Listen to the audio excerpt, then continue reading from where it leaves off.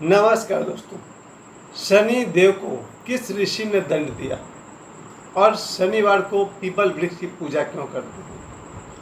शनि भगवान धीमे क्यों चलते हैं? इन तीनों प्रश्नों का उत्तर मैं देने की कोशिश करूँगा। प्यारे भाइयों, आज शनिवार है और आज के दिन इस देश में या पूरी दुनिया में करोड़ों लोग ऐसे होंगे जिन्होंने शनिदेव को बहुत बहुत प्रणाम किया होगा, उनको याद किया होगा, उनके फोटो शेयर किए होंगे। आइए जानते हैं कि शनि भगवान को किस ऋषि ने दंड दिया, और दंड बहुत भयंकर था। यहाँ तक कि शनिदेव को उसने पीटा भी था, जलाया भी था। कौन वो ऋषि थे जिन्होंने शनिदेव को जलाया? और फिर शनिवार को पीपल वृक्ष की पूजा क्यों करते हैं? इन दोनों बातों को हम लोग वैज्ञानिक टर्म में समझेंगे, विथ साइंस, विज्ञान के साथ समझेंगे, विज्ञान सहित समझेंगे। पहली बात, एक पुराने समय में इंद्रदेव को, एक पौराणिक कथा है, इंद्रदेव का युद्ध किसी दैत्यों से होने वाला था और जो दैत्य थे वो हारने को तैयार नहीं थे, वो पराजित नहीं हो रहे थे। इधर से इंद्रदेव और उनके देवताओं की सेना इन पर भारी पड़ रहे थे, वो दैत्यों की सेना। तब ये बात चली कि यदि दधीची ऋषि अपने शरीर के अस्थि दान करेंगे और दधीची मुनि के अस्थि से जो शस्त्र बनाए जाएंगे उससे दैत्यों को हराया जा पाएगा। समझ गए आप लोग? बहुत पुरानी कथा है, सबको पता है कि दधीची मुनि ने क्या त्याग किया। फिर दधीची मुनि ने अपनी पत्नी से परामर्श लिया, और परामर्श नहीं भी लेते क्योंकि वो देवताओं के भले के लिए, या कहा जाए कि देश के भले के लिए, ये तो करने को तैयार ही थे। दधीची मुनि ने त्याग का निर्णय लिया और उन्होंने जीते जी अपने शरीर त्याग दिया। उनके शरीर के मांस वाले हिस्से को अग्नि में जलाया जाने लगा और उनके हड्डी को अलग कर लिया गया, और उसी हड्डी से यानी कि अस्थि से शस्त्र बनाए गए, और उसी शस्त्र का उपयोग करके इंद्रदेव ने दैत्यों को हराया। उसके बाद इससे पहले क्या हुआ कि जब दधीची मुनि को उनके मांस को चिता पर चढ़ाया जा रहा था, जलाया जा रहा था और अस्थियों को निकालकर अलग किया जा रहा था, इस दृश्य को देखकर दधीची मुनि की धर्म पत्नी को बहुत बहुत दुख हो रहा था कि उनके पति ने जीते जी अपने प्राण त्याग दिए, जीते जी अपने शरीर का उन्होंने बलिदान दे दिया। इस दुख को दधीची ऋषि की पत्नी नहीं सह पाई। उनके गोद में एक छोटा सा बच्चा था, 1 साल के आसपास का। उस बच्चे को उन्होंने पीपल के डाल पर, उसको बोलते हैं ना, कोहर बोलते हैं, कोठर बोलते हैं, क्या क्या बोलते हैं, पीपल के पेड़ पर थोड़ा जगह था, उसी में उस छोटे से बच्चे को रख दिया दधीची मुनि की धर्मपत्नी ने, और उन्होंने भी अग्निदाह कर लिया।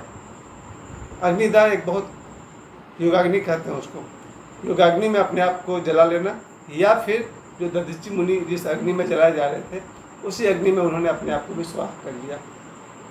इस प्रकार से दधीची मुनि का और उनकी धर्मपत्नी का असमय अंत हो गया।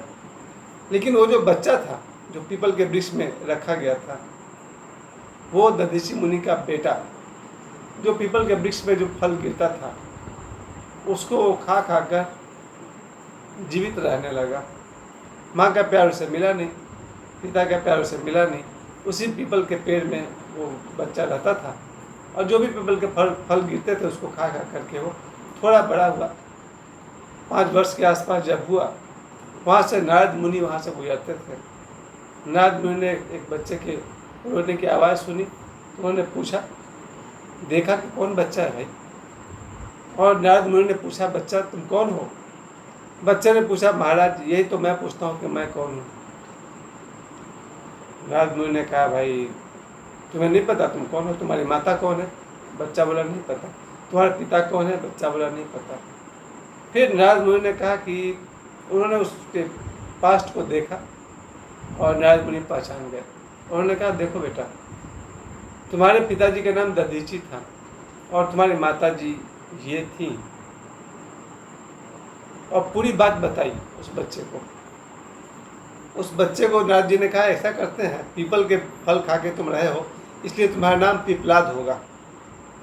पिपलाद, तुम्हारी माता जी इस दुनिया से जा चुकी है, उसी अग्नि में उन्होंने अपने को समाप्त किया। तुम्हारे पिताजी दधीची मुनि, उन्होंने देवताओं के लिए अपने शरीर का त्याग कर दिया। पिपलाद ने पूछा क्यों मेरे पिताजी के साथ ऐसा हुआ? तब नारद मुनि ने कहा, तुम्हारे पिताजी के ऊपर शनि की महादशा थी। बच्चे ने कहा, शनि की महादशा थी पिताजी पर, तो उन्हें जीते जी अपना शरीर नष्ट करना पड़ा। बोला, फिर मेरा क्या कसूर था? क्यों मैं अपने माता पिता से अलग रहा? तो नारद मुनि ने कहा, तुम पर भी शनि की महादशा थी, इसलिए तुम जन्म से ही अपने माँ बाप से बिछड़ गया हो और इस तरह से कठोर रूप से जीवन जीना पड़ा। फिर उस बच्चे ने कहा कि मुझे ब्रह्मा जी की तपस्या करनी है,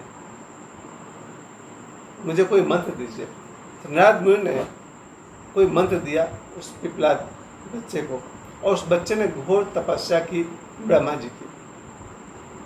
तपस्या के अंत में ब्रह्मा जी प्रसन्न हुए, सामने प्रकट हुए और उन्होंने पिपलाद से कहा, वर मांगो।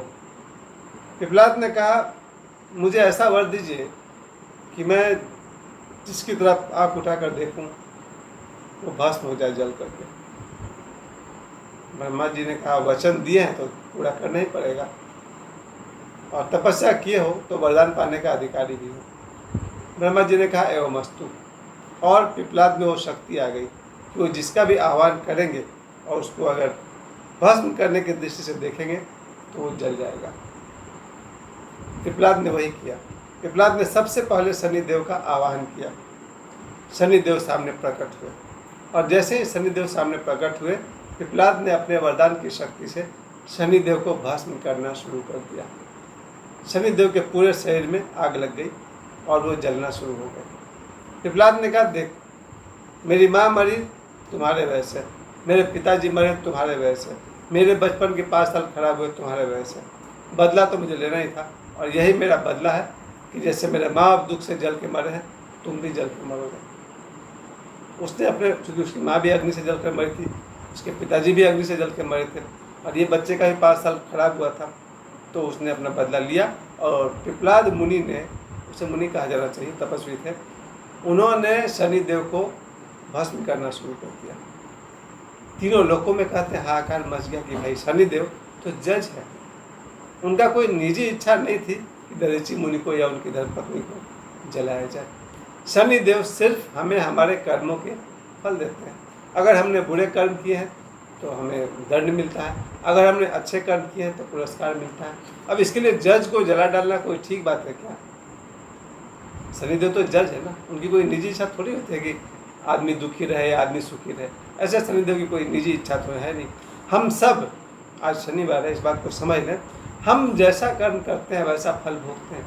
हमने जब बुरा कर्म किया है तो हमें दुख भोगना पड़ता है, हम जब अच्छे कर्म करते हैं हमें सुख मिलता है। अब इसमें शनिदेव को जला डालना उचित तो नहीं था, पर पिपलाद ऋषि ने गुस्से में शनिदेव को जलाना शुरू कर दिया। शनिदेव जल के काला होना शुरू हो गया। ब्रह्मा विष्णु महेश सभी लोग सामने आए और उन्होंने पिपलाद को रोका कि रुको भाई, ऐसा नहीं करो, ये कर्म फल दाता है, ये न्याय करता है, इनको जलाना उचित नहीं है। संसार का चक्र है, इसमें इनका एक पोस्ट है, इनका एक डिपार्टमेंट है, रोको इस बात को। पिपलाद को जब समझाया गया ये सृष्टि चक्र में शनि भगवान का रहना जरूरी है, इनको तुम नष्ट मत करो, तब पिपलाद ऋषि ने कहा कि मेरी 2 शर्त है, अगर ये मान ले तो मैं छोड़ने को तैयार हूँ। तो ब्रह्मा विष्णु महेश ने कहा, मेरी तरफ से तो हाँ है, और शनि तो भी जल रहे हैं, अभी कुछ बोल नहीं पाएंगे, मेरी तरफ से ओके, तुम जो मांगोगे शनिदेव दे देंगे।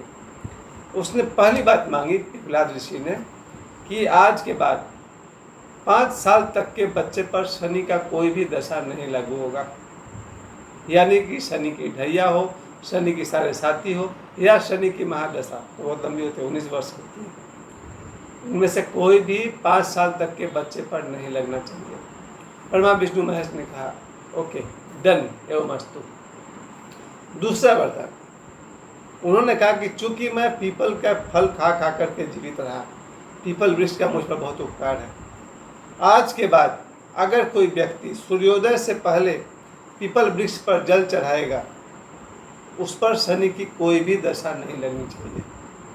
फिर से मैं रिपीट कर दूँ, दूसरा वर्ड है कि जो व्यक्ति सूर्योदय से पहले सालों भर, ऐसा नहीं कि सिर्फ शनिवार को, पूरे वर्ष सुबह उठ करके पीपल को के जड़ पर जल अर्पित करेंगे, जल चढ़ाएंगे, उस आदमी पर न शनि की ढैया लगेगी, न शनि की साढ़े साथी, न शनि की महादशा। बोलिए मंजूर है? हम तैयार हैं। भगवान ने कहा बिल्कुल मंजूर है। अब मैं अपने बारे में बता दूं, यहाँ पर मैं बचपन में कई साल तक पीपल पर जल चढ़ाता था, सालों भर, पूरे साल, प्रतिदिन, रविवार, सोमवार, मंगलवार, बुधवार। क्योंकि मेरे गांव में जो मंदिर है उसमें, उस मंदिर में शिव जी के बगल में बहुत बड़ा विशाल पीपल का वृक्ष है। तो जब हम लोग जल चढ़ाते थे शिव जी पर, तो फिर उन पर भी जल चढ़ाते थे, पीपल वृक्ष पर भी जल चढ़ाते थे। और मेरे ख्याल से वो मेरे जीवन के गोल्डन डेज थे भी, मेरे जीवन के अच्छे दिन थे। मैंने पूरे साल पीपल वृक्ष पर जल चढ़ाया है। इसके बाद पिपलाद मुनि का गुस्सा तो शांत हुआ नहीं था। उनके पास जो एक डंडा था, दंड, उससे उन्होंने शनिदेव के पैर पर 2-4 डंडा जमा दिया, यानी पीट दिया शनिदेव को, जिससे शनिदेव के पैर में इतनी चोट लगी, पैर कमज़ोर हो गया। क्यों? लंगड़ा कर चलने लगे, धीरे चलने लगे, धीमे चलने लगे। उस दिन से कहा जाता है कि शनिदेव की चाल धीमी हो गई। वैज्ञानिक भी कहते हैं जो शनि ग्रह है वो धीरे धीरे चलता है। वैज्ञानिकता इसमें इतनी है प्यारे दोस्तों कि पीपल का वृक्ष 24 घंटा दिन और रात ऑक्सीजन देता है। बाकी सभी वृक्ष दिन में ऑक्सीजन देते हैं और रात में कार्बन डाइऑक्साइड। केवल पीपल का एक ऐसा वृक्ष है, और शायद वट वृक्ष भी है, शायद नीम भी है, जो इन तीनों वृक्ष को सनातन धर्म में देवता माना गया है। क्योंकि वट वृक्ष, पीपल वृक्ष और नीम का वृक्ष 24 घंटे ये लोग ऑक्सीजन देते हैं। इसलिए इस कहानी में वैज्ञानिकता ये भी है कि हमें पीपल के वृक्ष की रक्षा करनी चाहिए और सेवा करनी चाहिए।